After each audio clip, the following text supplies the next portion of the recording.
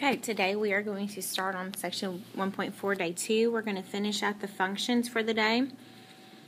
You can see the I can statements at the bottom. I can find the domains of functions, and I can solve equations involving functions.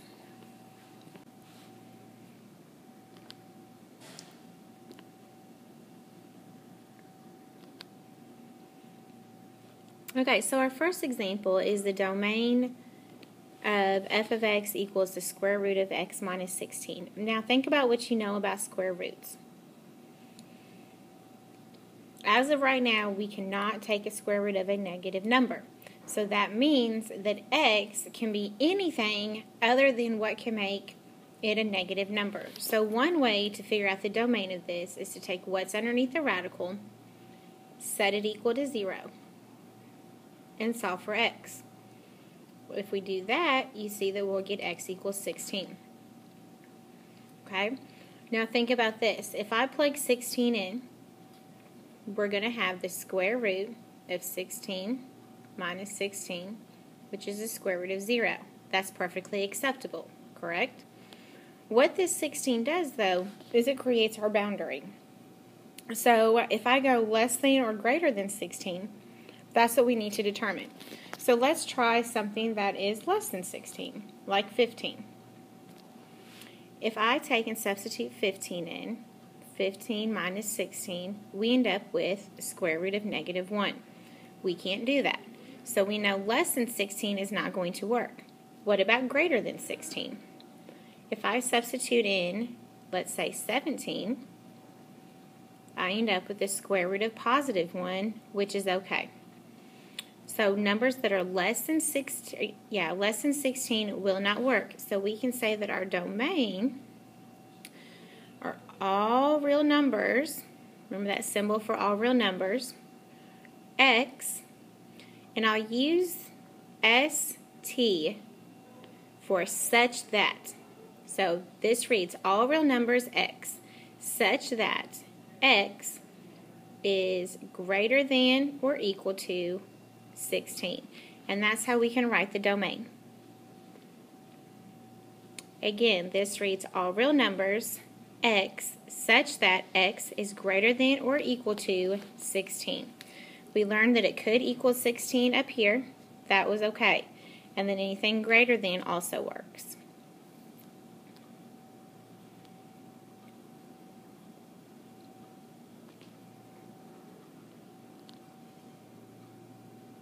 Okay, let's try this one. Find the domain of g of x equals 1 divided by x plus 5. Again, think about what you know about fractions. We can divide by anything but what? Hopefully you all said 0. Okay, so just like before, we're going to take the denominator, set it equal to 0, and what we're trying to do is figure out what x cannot be. Okay? So if I solve this for x, I'm going to get x equals negative 5. Well, if we plug negative 5 in, we're going to have 1 over negative 5 plus 5, which will give us 1 over 0. This shows us what x cannot equal. Okay? So, for our domain, here's how we can write it. All real numbers, all real x values, such that,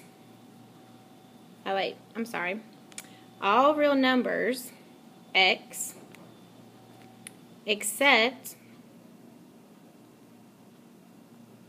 x cannot equal negative 5. Because everything else can work. If I plug in a number greater than negative 5, like 0, that'll work. If I plug in a number less than negative 5, let's plug in negative 10.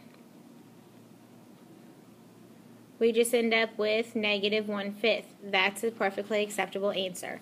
So any number we substitute in will work except for negative 5. So here would be our domain.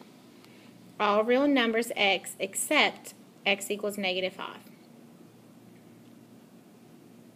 So now we've seen two ways. We've seen one where it has to be greater than or equal to a number, and we've seen where it can be any number with one exception.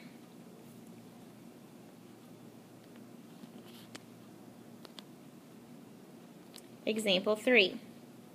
Find all real values of x such that f of x equals 0. First, you have to remember, what does f of x represent? Again, hopefully you all agree that f of x is our y. So we are replacing this f of x down here with our 0. And now we simply solve the equation. If we subtract 1 from both sides, we have negative 1 equals 5x. Divide by 5. X equals negative 1/5. Which we did some of this in previous notes and homework. So anytime you're looking for when f of x equals 0, you're just replacing the f of x, which is also y, with a 0 and solving for x. Okay. Example 4. Find the values of x for which f of x equals g of x. Okay, f of x equals g of x. Well, it tells us f of x is this x to the 4th minus 2x squared, and g of x equals 2x squared. So how do you think we would go about solving that?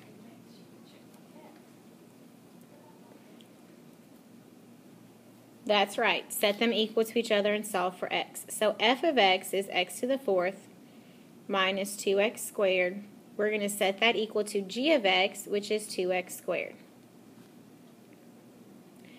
If we set our equation equal to 0 and I subtract this 2x squared from both sides,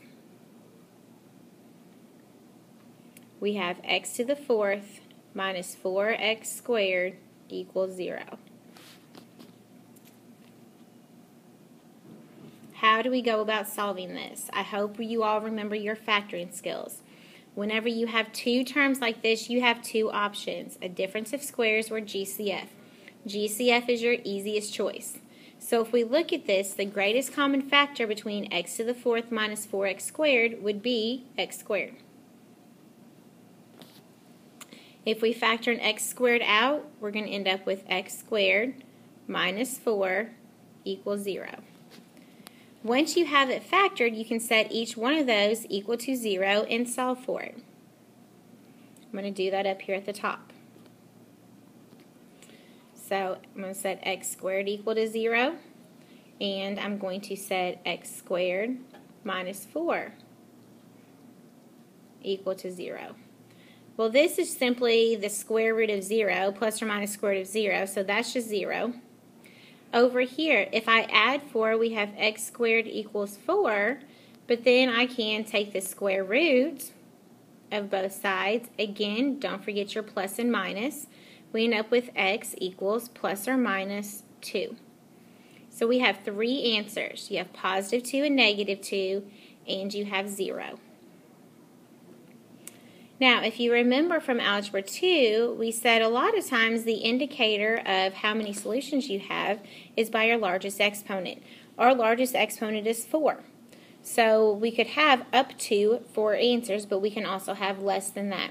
So plus or minus 2 is an answer, and then x equals 0 because we don't have a positive or negative 0. So this one just has 3 answers.